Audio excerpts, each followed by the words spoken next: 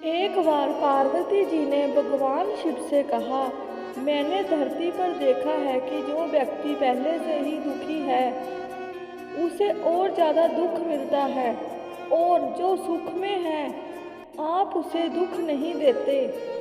भगवान जी ने तब तो इस सवाल का जवाब टाल दिया।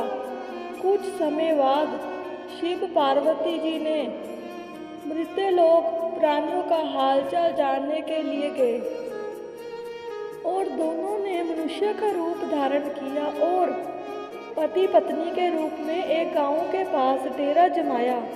शाम के समय पार्वती जी ने रसोई की तैयारी शुरू की। वे चूल्हा बनाने के लिए बाहर से ईंटें लेने गई। पास के गांव से ईंटें लेकर आई। ईंटें लाकर चूल्हा तैयार किया। चूल्हा तैयार होते ही शिवजी जी खाली हाथ लौट आए। तो पार्वती जी ने उनसे कहा कि आप तो कुछ लेकर नहीं आए, भोजन कैसे बनेगा? शिवजी जी बोले पार्वती जी से, अब तुम्हें इसकी आवश्यकता नहीं पड़ेगी। शंकर जी ने पार्वती से पूछा कि तुम चूल्हा बनाने के लिए इन ईंटों का कहाँ से लेके आई हो?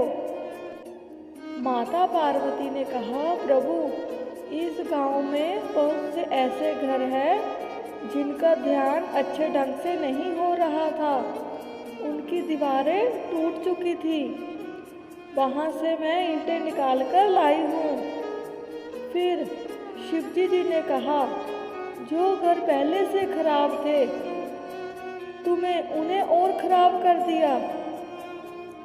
तुम मजबूत घरों की दीवारों से भी ईंटें ला सकती थी।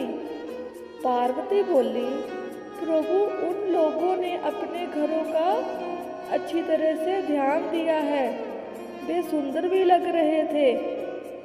मैं उन्हें बिगाड़ना नहीं चाहती थी। मैं वहाँ से ईंटें कैसे ला सकती थी? तो इस पर शंकर जी ने कहा कि कुछ दिन पहले पूछे तुम्हारे प्रश्न का उत्तर भी यही है।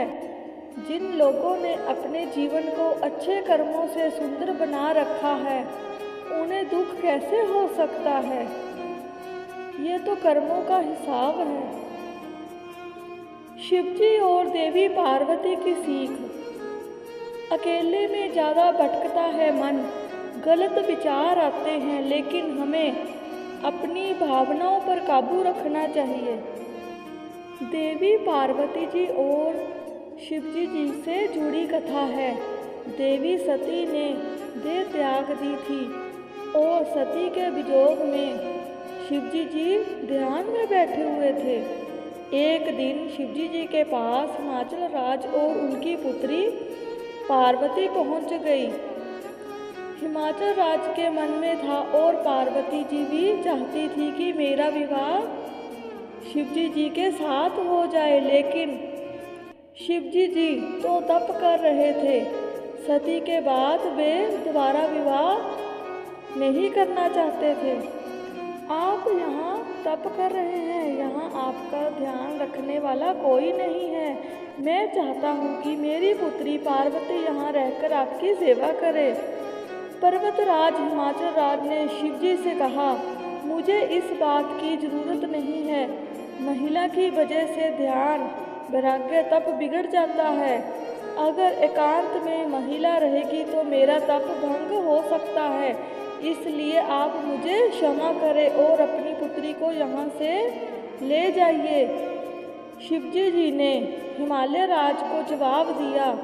हिमालय राज और शिवजी जी की बातें देवी पार्वती बहुत ध्यान से सुन रही थी।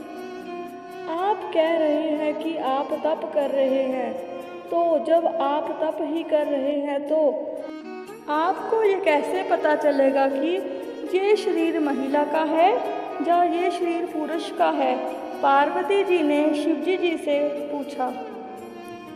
देवी पार्वती की ये बात सुनकर शिवजी जी हैरान हो गए, क्योंकि देवी ने बात बहुत बुद्धिमान की कही थी।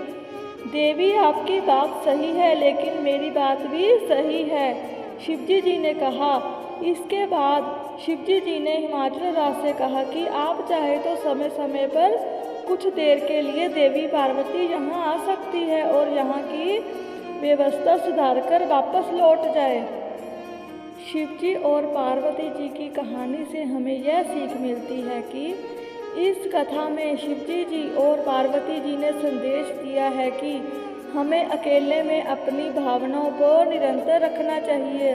अकेलेपन में ही व्यक्ति की भावनाएं गलत दिशा में भटकती है, बुरे विचार जागते हैं। इसलिए एकांत में भावनाओं को निरंतर रखें। जो लोग पूजा पाठ तप और ध्यान करते हैं उन्हें पूरी तरह एकाग्रता के साथ डूबकर ये काम करना चाहिए, तभी मन गलत दिशा में नहीं भटकेगा।